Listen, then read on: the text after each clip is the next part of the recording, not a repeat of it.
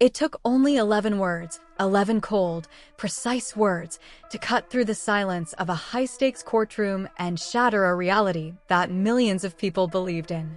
Until that exact second, the trial had been dull, lawyers shuffling papers, the judge speaking in a monotone legal voice, reporters checking their watches. But then, Judge Margaret Thornberry paused. She looked at the paper in her hand, took a breath, and read a text message that sucked the oxygen out of the room. Make him tear up when discussing Diana. The mid-sentence emotion catch always works. In the witness box, Prince Harry didn't flinch, he broke. You have to understand, this is a man trained since birth to hide his emotions. A man who has stood stoic at funerals and marched in military formation. But when he heard his wife's words read aloud in that sterile courtroom, the soldier's posture collapsed. His jaw twitched. His knuckles turned bone-white. And then, in a moment so raw that even the sketch artist stopped drawing to watch, he lowered his head into his hands and let out a sound that wasn't theatrical or performative. It was the sound of a man realizing that the truth was worse than the lie. The courtroom froze. This wasn't about privacy anymore. It wasn't about the tabloids or the British press. It was about the collapse of a love story happening live, unedited, right in front of the world. Because those messages, graphic in their implication and brutal in their strategy, revealed that the vulnerable Duchess narrative might have been the greatest acting performance of the decade. But that text was only the beginning. What the judge read next wouldn't just break Prince Harry's heart, it would dismantle his entire world. You might think you know the story of Harry's grief. We've all seen the interviews where he speaks about the trauma of losing his mother, the flashing cameras, the pain that has followed him for decades. We believed it because it felt raw. It felt real. But the defense team was about to introduce Evidentiary Phase Two, and it painted a picture so calculating it made the reporters in the gallery gasp. The judge began reading text messages allegedly sent from Meghan Markle to her close friend and confidant in California. These weren't venting sessions. They were directorial notes. One message dissected Harry's first therapy disclosures during the interview with Oprah Winfrey as if she were reviewing movie dailies. Good, the text read. That line about being trapped in the system landed well. But next time, tell him to pause longer before saying, "I couldn't even call my grandmother." It needs space to breathe. Let that sink in. It needs space to breathe. She wasn't comforting a husband reliving trauma. She was coaching talent on how to hit their marks. The court didn't stop there. They produced drafts of interview answers with annotations in the margins that allegedly matched Meghan's handwriting. Notes such as, "Insert breath here for emotion catch," and "glance down and rub fingers" when mentioning Prince William. Harry, sitting in the witness box, looked as though he were trying to retreat from his own skin. He began rubbing his face so hard it left red streaks. This was his life, his pain, his fractured relationship with his brother. And here was evidence suggesting it had been choreographed, rehearsed, and optimized for maximum audience impact. The implication was devastating. The grief Harry believed he was sharing to help heal the world had, according to the defense, been prepped and scripted to headline it. But if you think manipulating his past was bad, wait until you hear how they allegedly planned to monetize his future. As the hours dragged on, the atmosphere in the courtroom shifted from shock to grim, heavy disbelief. The defense introduced what they called the monetization of royal pain. If the previous texts were about image, these were about cash, cold, hard, calculated cash. The messages read like a startup business plan, but the product was Prince Harry's trauma. One text reportedly described their Netflix contract as "our pension vehicle." Meghan Markle allegedly wrote to a friend about the need to stretch the royal trauma arc across at least 3 different projects to ensure long-term cash flow. She even used a phrase that made seasoned legal experts pause: trauma fatigue pacing. According to the defense, she was calculating how much misery the public could consume before becoming bored, and how to space it out to keep the checks clearing. Then came the messages about the children. This is when the courtroom fell truly silent. There were discussions about a plush toy line called Archie Bears, a motivational picture book tied to their daughter's name, and a message suggesting monetizing Lilibet's birthday with a strategic photo release. Use it to remind people we're the future, one text read. Bonus if it steps on a Windsor press cycle. It felt transactional. It felt predatory. And Prince Harry was allegedly hearing this for the first time alongside everyone else. His hands went limp. He stared at the edge of the witness box, breathing shallowly, looking like a man hollowed out from within. The defense called it crisis capital, the idea that you don't run from scandal, you alchemize it into engagement. Every fight, every tear, every accusation becomes fuel for the engine. But the most chilling part wasn't the money. It was the specific targeting of the people Harry once loved most. We've heard the public criticisms. We've seen the documentaries on Netflix. But the private texts, as presented in court, allegedly revealed a level of hostility far beyond simply speaking their truth. The defense produced a folder labeled family manipulation, and its contents were described as devastating. These weren't messages about misunderstood relatives. They were framed as tactical assessments of adversaries. In the texts, Meghan allegedly referred to Prince William as the real threat because of his loyalty to the institution, noting that his anger was polished, which made him dangerous. But the harshest words were reportedly reserved for Catherine, Princess of Wales. Meghan allegedly called her the uncrackable mask, expressing frustration that no amount of public provocation could make Catherine snap. If she cracks in public, even once, it shifts the whole narrative, one message read. But she's colder than marble. Think about that. The alleged objective wasn't reconciliation. It was rupture. It was pressure. It was narrative leverage. The texts even speculated about using King Charles III's lingering guilt over Princess Diana as emotional leverage. He's sentimental and weak in the right light, one message allegedly stated. We can use that. In the gallery, you could feel the shift. This was no longer being framed as a wounded couple pushing back against a rigid institution. According to the defense's portrayal, it was something far more strategic and far more ruthless. This was no longer being framed as a wounded spouse defending herself. According to the defense's portrayal, this was a strategist attempting to dismantle a family from the inside out. Back in the witness box, Prince Harry was no longer crying. He had gone still, silent, a statue of grief.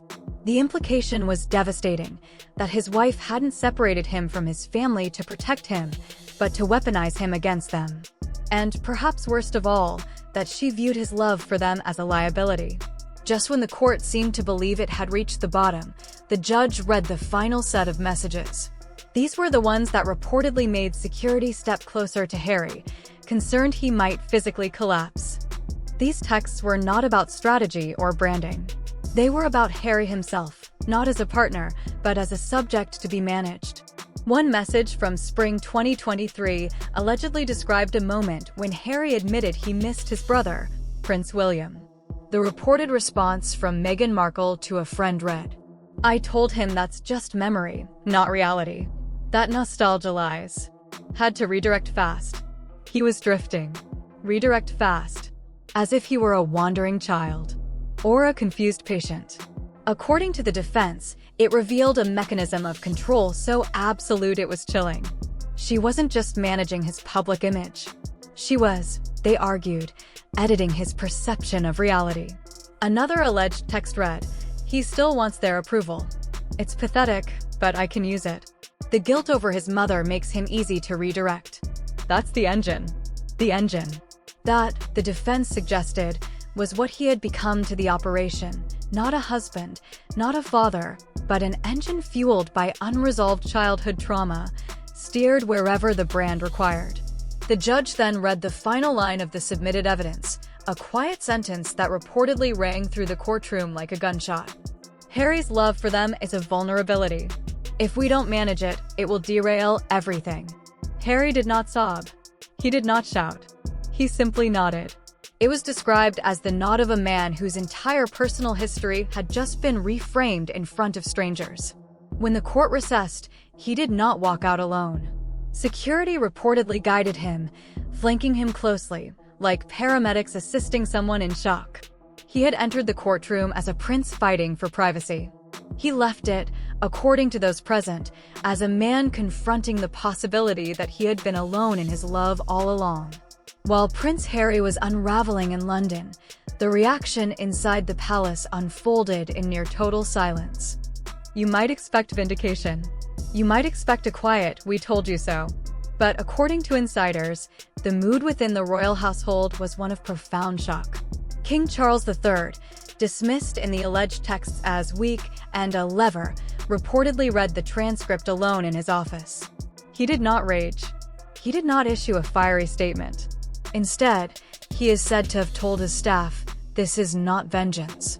This is gravity." He allegedly saw his son not as a traitor, but as a casualty, a pawn in a game he may not have realized he was playing. Prince William, however, was said to have reacted differently. Sources claim the Prince of Wales was consumed by a cold, protective fury, not for himself, but for his wife. Reading the alleged messages describing Catherine, Princess of Wales, as an uncrackable mask, to be shattered reportedly confirmed William's worst fears. He had remained publicly silent for years, even as his relationship with his brother deteriorated. But the suggestion of a calculated attempt to destabilize Catherine's mental health for narrative advantage was described as a turning point. The palace released only a brief statement. "This is a difficult time for all families." The subtext, however, was unmistakable. They were no longer engaged in a public war of words. They were witnessing what appeared to be a rescue mission failing in real time. The king and the prince continued their public duties, tight-jawed, solemn-eyed, while the world began to grasp what they may have been navigating behind closed doors. Their silence, once interpreted as coldness, was now seen by many as restraint, the last form of dignity in a room set ablaze. Outside the courtroom, the court of public opinion delivered its own verdict, and it was swift. For years, the world had been divided into two camps, Team Harry and Team Royal. But as the alleged texts went viral, make him tear up. Archie Bears. Pension vehicle. That division began to dissolve. Polls released within 48 hours of the reading reportedly showed Meghan Markle's approval ratings plunging into single digits. Even in the United States, where the couple had established their post-royal life, media sentiment shifted. Morning shows that had once praised their courage began questioning their credibility. An anonymous executive from Netflix was quoted as saying, "We bought a memoir, not a manipulation manual." The carefully curated image of the modern humanitarian power couple did not merely crack, it disintegrated. Many in the public began to feel they hadn't been watching a documentary unfold over the years. They had been watching reality television presented as history. The backlash was fierce. Influencers deleted supportive posts. Brand partnerships were reportedly paused. Commentators described the Sussex brand as toxic, arguing it had been built on a foundation that now appeared deeply compromised. Yet amid the headlines and online fury, one image lingered. The empty chair in the courtroom. Prince Harry did not return for the afternoon session. His legal team stated that he was unwell. And for the first time, even some of his harshest critics expressed sympathy. Because this was no longer just a celebrity scandal. It was the spectacle of a man confronting the possibility that the person he trusted to fly the plane had been steering it toward the mountain all along. But the most devastating moment did not occur in the courtroom. It happened immediately afterward. Sources close to the security detail described the drive back from the courthouse as suffocating. Normally, after a high-stakes appearance, there is adrenaline, a debrief, a renewed sense of us against the world. That had long been the Sussex narrative, two soldiers in a foxhole, fending off the enemy together. This time, however, the enemy was not outside the car. It was the truth, sitting silently between them. Prince Harry reportedly stared out the window for the entire 40-minute drive, refusing to look at his phone, refusing to look at Meghan Markle. The silence was not merely quiet. It was heavy. It was the sound of a man replaying the last 6 years of his life and realizing that the script no longer matched the memory. Every argument with Prince William. Every strained moment with King Charles III. Every instance in which he believed he was protecting his family. Was it real? Or had it been another scene, needing only better lighting and more carefully timed emotion? The tragedy, as framed by observers, is that Harry gave up everything in pursuit of authenticity. He left the monarchy because he described it as a zoo, a performative cage. He said he wanted something real. The cruel irony suggested by those alleged texts is that he may have traded one cage for another, a cage of duty for a cage of strategy. He did not escape performance. He simply changed directors. And this new director, critics argue, did not prioritize tradition. She prioritized engagement metrics. To understand why this narrative resonates so painfully, one must consider the disconnect. Why would Meghan Markle allegedly write such things? Was it pure malice? Perhaps not. In the high-stakes world of Hollywood media culture, trauma can become currency. Personal narrative is leveraged, shaped, monetized. Managing perception is not necessarily viewed as manipulation. It is often seen as survival. Smart business. You do not simply cry, you ensure the camera captures the tear. But Prince Harry comes from a world where silence is equated with strength, where pain is buried in service of duty, where emotion is restrained, not packaged. When those two worlds collided, at least as portrayed in court, it was more than a marital rift. It was a collision of fundamental realities. Meghan, according to this framing, was playing the game as she understood it, producing their life, shaping the narrative, trying to win what she may have seen as a public relations war. But Harry, many believe, was never trying to win a PR war. He was trying to survive the loss of his mother, Princess Diana. And if that loss was transformed into a content strategy, if grief became a hook, then something sacred may have been altered beyond recognition. Because for Harry, his mother was not a storyline. She was the wound. And once a wound is assigned a price, it is no longer just pain. It becomes product. And once you see your own wife treating your nightmares as content opportunities, you can never unsee it. The fallout has already begun to seep into their empire. The Sussex brand was built on compassion, vulnerability, and truth. But you cannot sell truth once the world believes it has been scripted. Industry insiders are reportedly whispering that major contracts may be in jeopardy. Who wants to partner with a humanitarian organization accused of strategizing about trauma fatigue? Who wants to sign a podcast deal when the host appears to be delivering lines shaped by crisis management? The paradox is brutal. Prince Harry and Meghan Markle left the royal family to become financially independent global figures. Yet the very tactics critics say elevated them, carefully timed interviews, curated vulnerability, strategic disclosures, are now being blamed for eroding their credibility. They are no longer viewed by some as rebels. They are viewed as operators. And while the public can forgive many things, it rarely forgives the feeling of being misled. Online supporters have grown quieter. Defenders seem fatigued.